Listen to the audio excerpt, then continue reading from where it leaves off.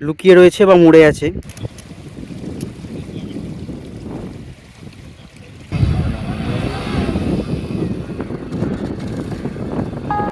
তালসারি দীঘার ভিড়ভাট্টা থেকে একটু দূরে, ওড়িশার একটা নির্জন সমুদ্র উপকূল।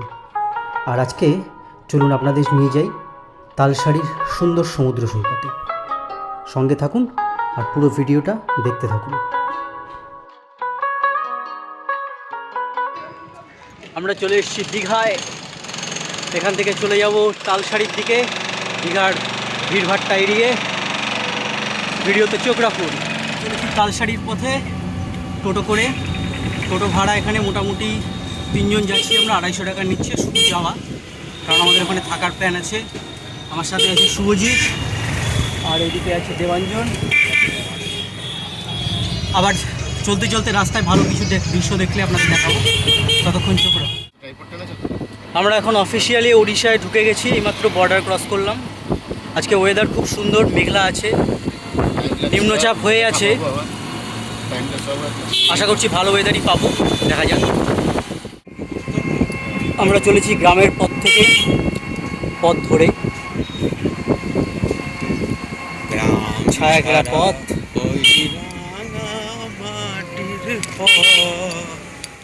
তালসারিতে আমরা এসে উঠেছি হোটেল সাগরকন্যায়।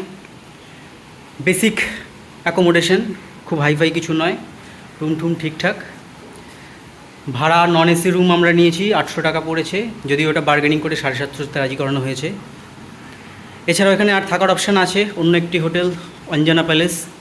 এর থেকে মানের দিক থেকে একটু ভালো, সেক্ষেত্রে দামটাও একটু বেশি। ওখানে নন এসি রুমের দাম 1000 টাকা।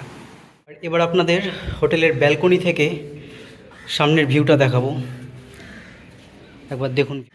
এই হচ্ছে তালসারি বিচ।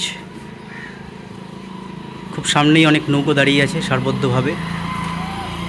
আকাশ মেঘলা আছে, এখানে অনেক গাড়ি পার্ক করা আছে। তবে দীঘার তুলনায় অনেকটাই ভিড়ভাট্টা কম, তাই আমরা নিরিবিলি জায়গা হিসেবে এটাকেই প্রথম পছন্দ করেছি। আমরা চলে এসেছি তালসারির বিচে। সমুদ্র এখানে একটু দূরে, আর অত ঢেউ উত্তাল নেই। এখানে বেশ কিছু মাছ ধরার ট্রলার দাঁড় করানো রয়েছে। ওই দূরে জাল নিয়ে যাচ্ছে দুজন। এখানে খুব ভালো ছবির আশা আছে। এই বলতে বলতেই বৃষ্টি নেমে গেল জোরে, সঙ্গে হাওয়াও আছে। জানি না ছাতায় কতটা আটকাতে পারবে।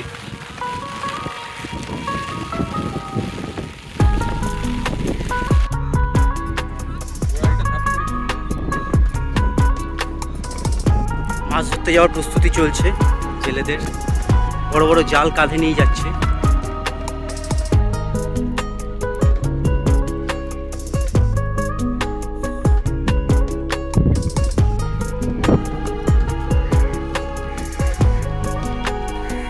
বিচের নরম বালি ধরে হেঁটে যাচ্ছি, বালিতে পা ডেবে যাচ্ছে। তবে এই সৈকতের লোকজনের ভিড় অনেকটাই কম, অনেকটা দূরে কিছু লোকজন আছে।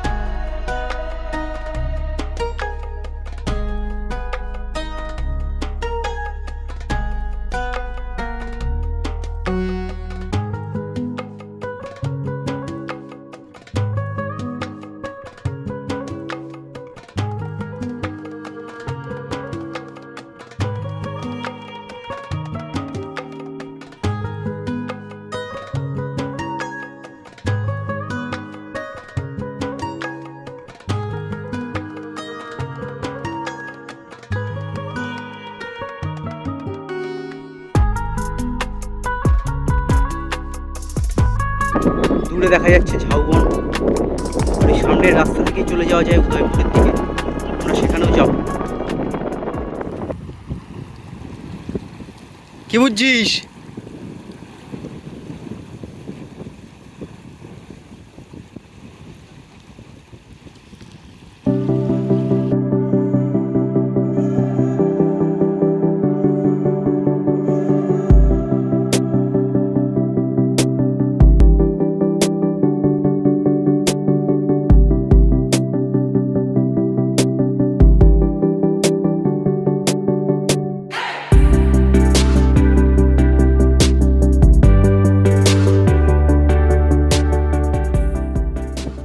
এখানে এসে এই শামুক ঝিনুক এ সমস্ত কুড়িয়ে পাচ্ছি বিচে।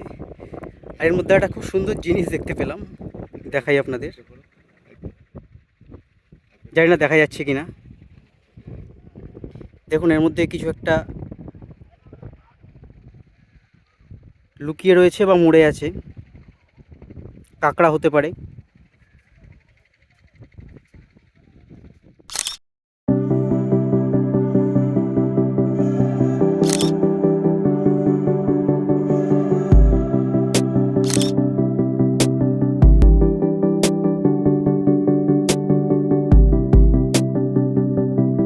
সমুদ্র অনেকটা দূরে হলেও জোয়ারের জল এসে ঢোকে এই বিচের অসংখ্য খাড়িতে, কোনোটা গভীর কোনোটা অগভীর।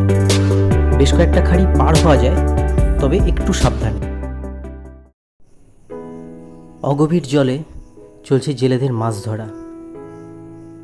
আকাশে কালো মেঘ আর তার নিচে সমুদ্রের ঢেউ, এক অপূর্ব দৃশ্যের সাক্ষী হয়ে থাকলাম আমরা।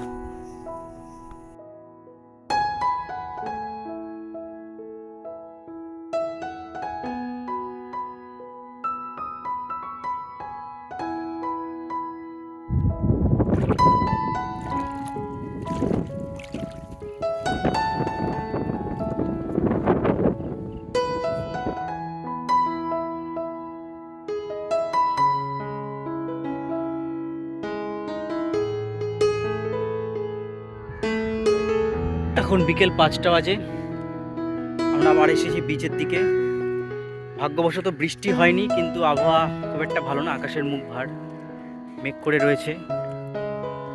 সমুদ্র এখন অনেকটা দূরে চলে গেছে ভাটার সময়। দুপুরে যখন ছিলাম তখন কিন্তু এই খাড়িগুলোতে যথেষ্ট ভালো স্রোত ছিল জলের, এখন সেটা নেই। বিকেলে সমুদ্র অনেকটা দূরে সরে যায়, আর সেই সময় বিচে আপনারা করে নিতে পারেন বাইক রাইড। এখানে খুব সুলভে বাইক ভাড়া পাওয়া যায়।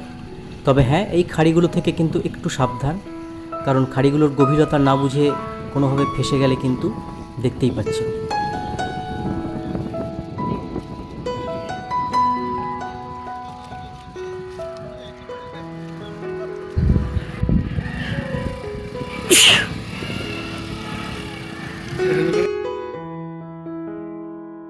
সন্ধে হব হব করছে, আর তাই সবাই বাড়ির পথ ধরেছে।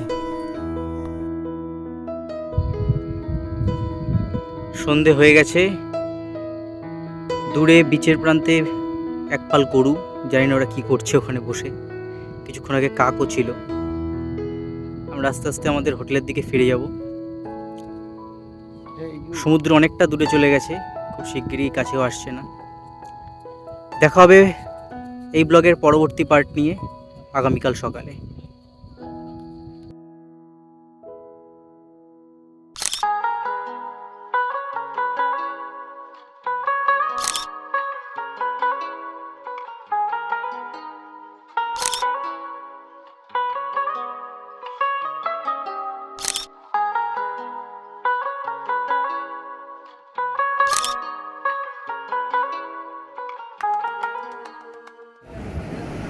সন্ধ্যের পর কিন্তু তালসারি বিচের রূপটা পুরো অন্যরকম। নির্জন, প্রায় সব দোকানপাট বন্ধ, কয়েকটি খাবারের দোকান বাদ দিয়ে। আর তখন সমুদ্র একদম কাছে চলে আসে। সমুদ্রের ঢেউয়ের গর্জন আর অন্ধকারে দেখা সাদা সাদা ফেনা, আকাশ থেকে ঝরে পড়া টিপটাপ বৃষ্টি আর মেঘের ফাঁকে চাঁদের উঁকি, এইসব দেখে আমাদের প্রথম দিনের রাতটা কিন্তু বেশ ভালোই কেটেছিল। পরের ভিডিওতে কিন্তু আপনাদের জন্য রয়েছে আরও অনেক চমক, তাই দেখতে থাকুন আমার চ্যানেল।